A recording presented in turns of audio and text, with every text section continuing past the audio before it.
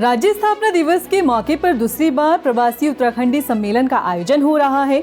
इस सम्मेलन में उत्तराखंड की 25 सालों की यात्रा पर प्रवासी उत्तराखंडी अपने नजरिए को सामने रखने वाले हैं, लेकिन इस पर कहा जा रहा है कि मुख्य विपक्षी दल कांग्रेस ने सवाल उठाने शुरू कर दिए हैं। नमस्कार, आप देख रहे हैं खबर उत्तराखंड और मैं हूं आपके साथ रक्षनदार खान।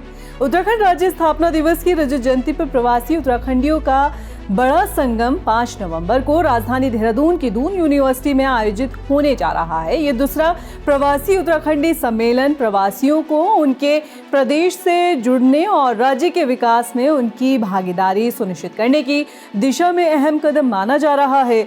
इस एक दिवसीय सम्मेलन में प्रवासी उत्तराखंडी राज्य की 25 सालों की यात्रा पर अपनी राय रखेंगे और भविष्य की दिशा तय करने के लिए भी सुझाव देंगे। हालांकि कांग्रेस इस सम्मेलन को लेकर सवाल खड़े कर रही है। कांग्रेस का कहना है कि इसे सुझाव लेना ही जरूरी नहीं है, बल्कि समय रहते धरातल पर उतारना भी जरूरी है।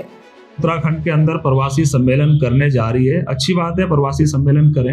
आपने पहले भी इन्वेस्टर समिट किया था, कई लाख करोड़ रुपए आपने इन्वेस्टर की आओ भगत में आपने खर्च कर दिए, लेकिन आप ये नहीं बता पाए उत्तराखंड के अंदर कितने इन्वेस्टर यहाँ पर उत्तराखंड में आए और कितनों ने यहाँ पर रोजगार स्थापित किए और कितने लोगों को रोजगार आपने दिया।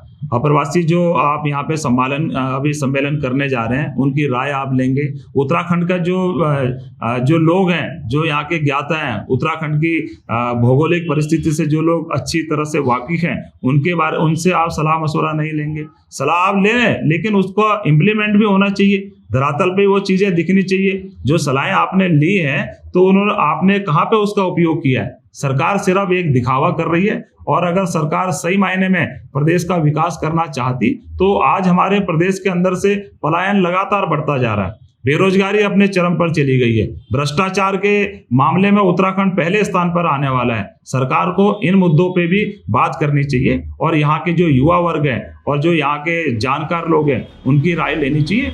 विपक्ष के लगाए इन आरोपों पर जवाब सत्ता पक्ष ने भी दिया है। आपको बता दें कि बीजेपी प्रदेश मीडिया प्रभारी मनवीर सिंह चौहान का कहना है कि देश और विदेशों में रहने वाले उत्तराखंड प्रवासी की भूमिका भी उत्तराखंड के विकास के लिए काफी अहम है, लिहाजा दूसरी बार इस सम्मेलन का आयोजन होने जा रहा है, जो कांग्रेस को रास नहीं आ रहा है।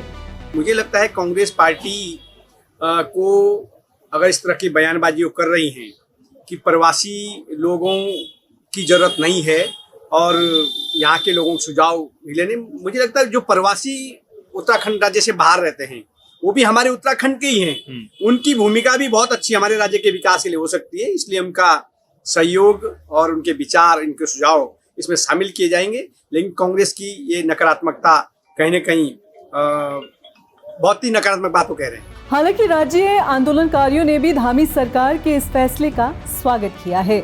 माननीय मुख्यमंत्री द्वारा जिस प्रकार से अपने समाचार पत्रों में पढ़ा कि प्रवासियों को लेकर सम्मेलन किया जा रहा है रजत जयंती के अवसर पर, निश्चित रूप में कोई भी कदम इस राज्य के परिप्रेक्ष्य में होगा, हम उसका स्वागत करते हैं। मेरा एक सवाल ये है और एक मैं सलाह भी देना चाहता था कि क्या सरकार या माननीय मुख्यमंत्री को या शासन को उन लोगों से संपर्क नहीं करना चाहिए था, उनका बैठक या उनका सम्मेलन या उनका सुझाव नहीं लेना चाहिए था, जिन लोगों ने इस राज्य के परिप्रेक्ष्य में अपना त्याग, तपस्या और बलिदान किया था, जिन संस्थाओं ने इस राज्य के लिए अपना पूरा कुर्बानी दी। तो उस परिप्रेक्ष्य में ये जानना चाह रहा था कि क्या शासन की या सरकार की पहल है, क्या लोगों को, चाहे वो अपनी दल से हों, विपक्ष के दल से हों, तमाम उन लोगों से भी सुझाव लिए जाने चाहिए कि हम इस राज्य को कैसे अपने शिखर पर ले जा सकते हैं। उन सब चीज़ों को लेके, उन शहीदों को लेके, उन त्याग, तपस्या, बलिदान जो हमारा सपना था, उनके अनुरूप हम कैसे उसमें अपनी भागीदारी निभा सकते थे, उस पर सरकार को मैं समझता हूँ कि एक पहल इसमें करनी चाहिए थी। जहाँ सत्ता पक्ष प्रवासी सम्मेलन के जरिए उत्तराखंड में प्रवासियों को एक मंच पर लाने और उन्हें अपनी मातृभूमि से जोड़ने और राज्य के विकास में उनकी सहभागिता सुनिश्चित करने के उद्देश्य से कार्यक्रम पर जोर दे रहा है, वहीं कांग्रेस ने इसे महज सिर्फ दिखावा बताया है। आप इस रिपोर्ट को लेकर अपनी क्या राय रखते हैं, हमें जरूर बताएं। नमस्कार।